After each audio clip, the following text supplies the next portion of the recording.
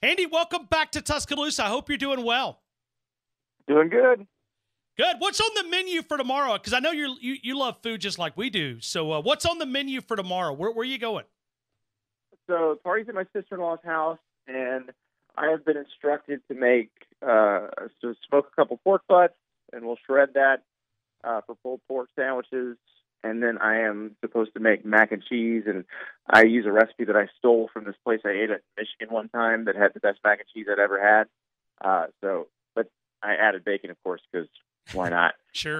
So that is my mission for tonight. Is I got to get the pork butts on the smoker here in about 2 hours, and then I got to work on the mac and cheese. Okay. Now is there a go-to sauce, or do you have like the Staples family recipe? Well, if I cook it right, it doesn't need sauce. Oh, look at there. What a comeback.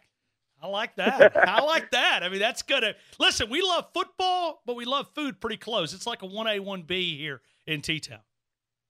Oh, yeah. So, well, you got the my favorite ribs in the whole wide world down there at Archibald's in Northport. So, but our sponsor is Dreamland, so I don't know how. As soon as I got it out of my mouth, I was like, I bet they're sponsored by somebody else. No, it's fine. We love It's Dreamland fine. too. Hey, we love it. Listen. I love it all. I love it all, and I've been to both, and it's good. I see you tweeting about Archibald's. It's fine, man. We no offense, man. We don't discriminate against food, man. Good food's just good food, man. It is what it is. So it's we love it. But hey, listen, we also love quarterback conversations here in Tuscaloosa, and it seems like we've had a 235-day quarterback conversation that started back in November, and the new twist, as you have written about on SI.com. I'd love to get your thoughts and maybe add to it. New redshirt rule adds intriguing potential twist to Alabama's quarterback competition. Kind of help us summarize a little bit of this article.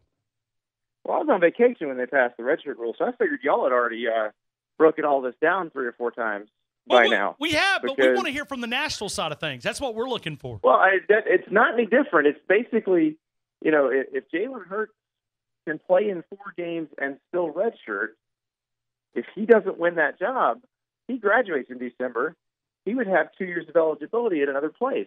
And, the big issue before was, how do you get the competition to go into the season, which is what Nick Saban would prefer to do, if to preserve eligibility, somebody had to leave before a game was played?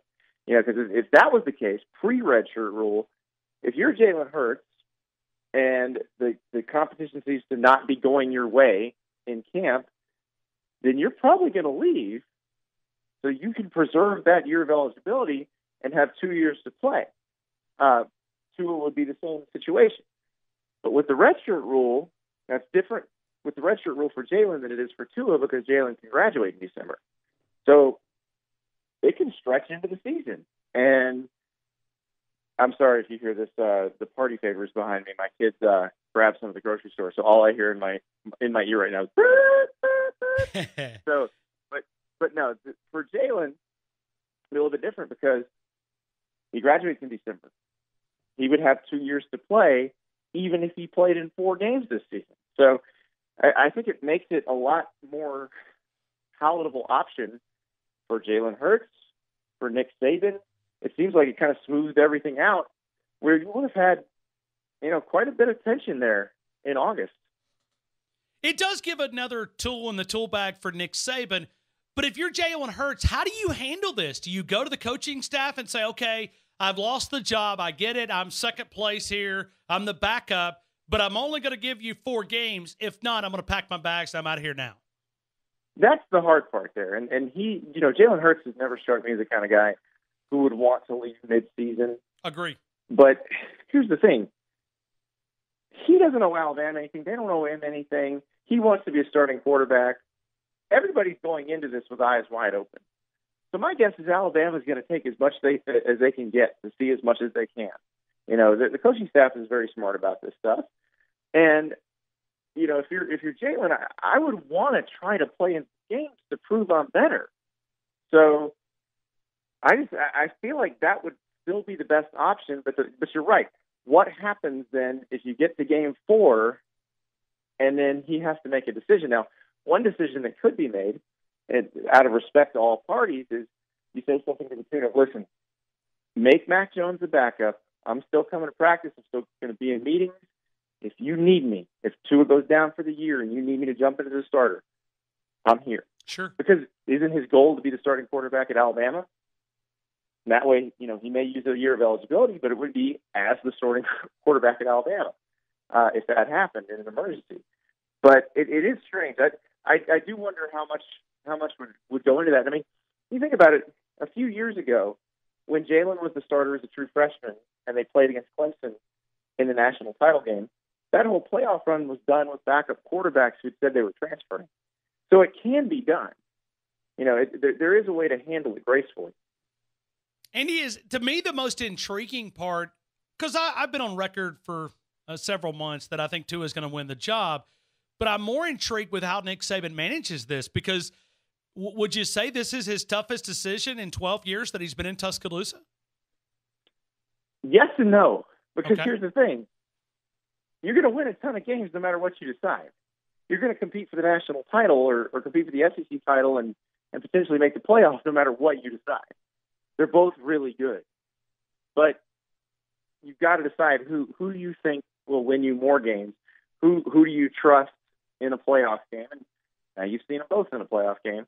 And the good thing is, if they do stretch the competition into the season, there's a good mix of competition. Louisville is a okay Power 5 team, basically like a middle of the pack SEC team. Arkansas State is one of the best teams in this league, so it's better competition than the usual body bag game. And then you got Ole Miss and Texas A&M, which are division games. So you get to see them in a neutral site, see them at home, see them on the road. It would be a pretty good basis for comparison there if it all works out that way. So, hey, Nick Saban, when that rule passed, was probably like, all right, this is going to be a lot easier than it was going to be before.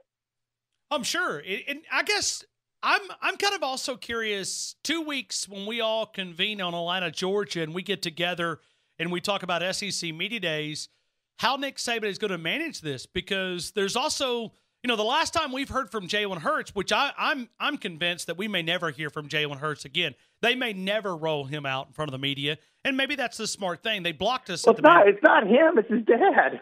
Sure. He's never said anything, even remotely incendiary. So, but the last time we heard from, obviously, was him in the championship game or post-championship game.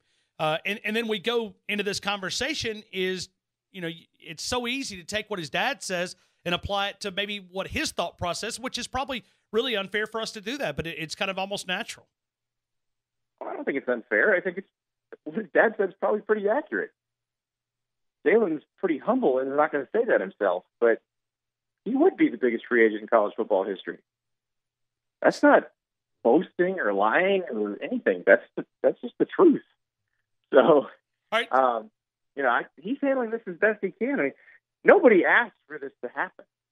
They've all got to deal with it, and I think everybody, for the most part, is dealing with it fairly well. So there will be some awkwardness at some point, because at some point you got to decide who the number one guy is. And I'm with you. I think it's probably going to wind up being Tua. But you got to give Jalen Hurts as much chance as you can because he's earned it. So do you look at Nick Saban and kind of walking on landmines and all these different media availabilities as he goes? And no, the beauty of being Nick Saban is he doesn't have to walk on landmines because he's Nick Saban. He's going to say, we're going to play the guy who's the best. However that works out, it'll work out. And then move on to the next question, because he can get away with that because he's Nick Saban. If anybody wants to question him on that, he can say, you see those 6 national titles that I won? That happened for a reason. I think I know how to handle this stuff. All right, Andy, you've also written about the latest evidence, and I know this has been a little bit. We did not catch up with you, and I want to go back to – because I think the last 10, 11 articles, about 4 of those have included Alabama and Nick Saban. So don't let those other guys get a little bit jealous of all this Nick Saban coverage. But I go back a few articles here. It's crazy that people like to read about Alabama and Nick Saban. Hey, it's wild. Sure it is. But I want to go back to the latest evidence that Nick Saban lives in his competitors' heads, and we work away to all these different rule changes. I think that's the intriguing part of how Nick Saban works all these things to be. So at the end of the day, he gets the advantage. Yeah, now, look, that story was about the headset rule. and them passing the rule that says you can only have 20 people on the headsets instead of 50, 60, whatever it is, because the schools that aren't Georgia, Alabama, Clemson, Ohio State, they don't have as big of a staff, so they want to somehow blunt the advantage of the schools with big staffs. But taking headsets away isn't going to change anything. It's not going to change the fact that the bigger staffs allow the coach to work more efficiently. And look, you don't like that, make more money and hire more people. It's not, there is nothing you can do. You cannot legislate parity in college football. You can try, but somebody's always going to have a bigger stadium. Somebody's always going to have a more passionate fan base. Somebody's always going to have more money. And you just got to deal with that. If you're a program that doesn't have the kind of money that Alabama or Ohio State has, well, too bad. Make more money. So it is funny though, because that is pretty clearly a shot at Saban and Kirby Smart and basically this group of coaches who have these big staffs that they're all copying Nick Saban. He did it first. And you can make as many rules as you want, but the problem is Nick Saban, Urban Meyer, Dabo Swinney, those guys, they're smarter than the other coaches. So if you make more rules, the other coaches will get handcuffed by those rules, and the smart coaches will figure out a way to deal with them. So basically, you're further handicapping the not as smart coaches by trying to legislate the advantage away from the really smart guys. And so it actually ends up backfiring most of the time. Well, it's very similar. And now just another rule, this recruiting thing. It took him 1 year to kind of learn how to deal with this early signing period. Now he's mastered it. I mean, this recruiting cycle that he's going through has a chance to be ultimate good right now. And I know I didn't get you on to talk about recruiting, but I think most of us are blown away. No, but it's the same thing. You're absolutely right. And I was curious about that because when they changed the rule, I was thinking, all right, let's see how Alabama deals with this, because they'll be the first to kind of figure out how to work it right. And you're right. Last year, it seemed like they were kind of operating on the old system, and everybody was freaking out this time last year because the class wasn't as good as it usually is. It wound up being about as good as it usually is.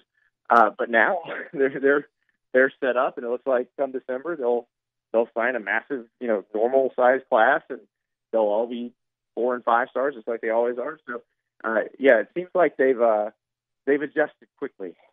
A great way to connect with Andy Staples is straight up at Andy_Staples. He writes about college football, SI.com, Sports Illustrated there. Also, he talks about it on ESPNU on SiriusXM. You can hear him quite often there talking a lot of college football. But go read the article, and it gives us more steak and potatoes. We talk about quarterbacks here in Tuscaloosa. New redshirt rules adds intriguing potential twist to Alabama's quarterback competition. Andy, happy July the 4th. Thank you again for visiting with us here in Tuscaloosa. Thank you. Please eat as much as possible. Hey, I know I will. Hey, trust me. We're trying to, man. We got to get ready for two-a-days. I mean, we got to add a few pounds on, so we're going to lose it then. Two-a-days or two-a-days? Well, in Tuscaloosa, it may be two-a-days. I guess we'll have to wait. Good point. Thank you, Andy. All right. See you.